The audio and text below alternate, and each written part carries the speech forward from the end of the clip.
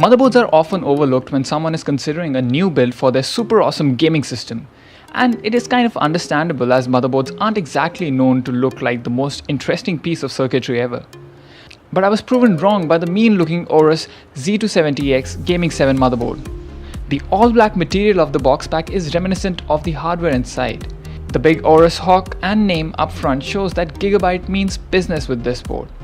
On the inside, you get the first glimpse of this beauty wrapped in an anti-static bag.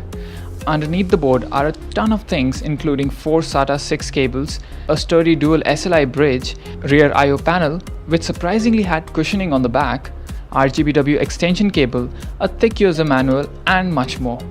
This ATX motherboard gets a black matte finish all around, which is nicely complemented by the white and grey colored shield.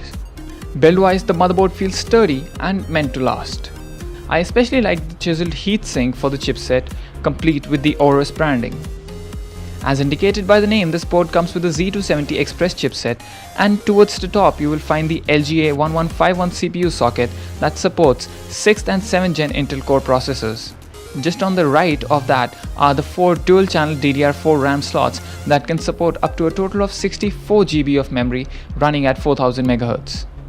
Coming to the list of connectors at the back, you get 5 USB 3.1 Gen 1 ports, 1 USB 3.1 Gen 2 port, 1 USB 3.1 Type-C with support for Intel's Thunderbolt technology for super fast transfer rates of up to 40 GB per second, a single PS2 port, 1 display port, 1 HDMI port, 2 LAN connectors and 5 audio jacks.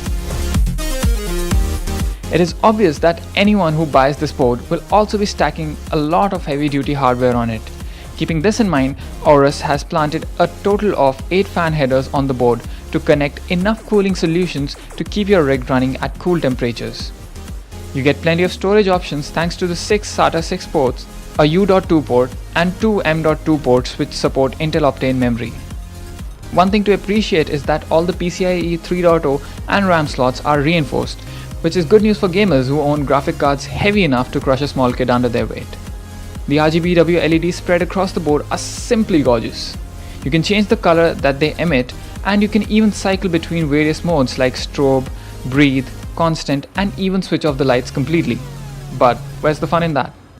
There are also options to change the lighting behavior for some selected areas of the board. You can control all of this on your desktop by using the Aorus RGB Fusion app or by diving into the motherboard's BIOS. The BIOS interface itself looks neat and is mostly easy to navigate around. You can even use your mouse in the BIOS menu, but I would not recommend it. There is a handy power button on the board itself, which is great for people who have open bench type systems. Just beside the power button are the Eco and OC buttons. In the Eco mode, the CPU draws less power, and the OC mode obviously comes in use while overclocking. Overclocking on this board is actually pretty fantastic. We could easily make our Intel Core i7-7700K run at a stable 4.7 GHz. Same was the case with the RAM sticks. There is also a debug LED panel that can save you a lot of time as it displays specific codes that correspond to specific problems which could be the cause of your system not starting. Creative Soundcore 3D takes care of the audio duties for this board and provides a rich experience, be it while playing games, watching movies or listening to music. The whole audio interface is shielded to avoid any electrical noise from interfering with the sound.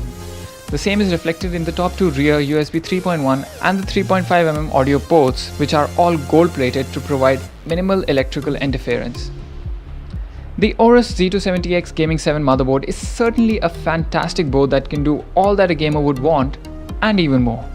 The smooth and stable overclocking experience that you get with this board is as good as the various controls you get over the RGB lighting. The board will cost you anything between 21 to 23,000 rupees and deserves every bit of that cash that you spend on it. However, should you find yourself short of that kind of money, then you can obviously opt for a Z170 board, as the Z270 series as a whole is not vastly superior to the Z170 series of boards. But if you want nothing but the best for your system, then you would want the Falcon to make its home in your gaming PC.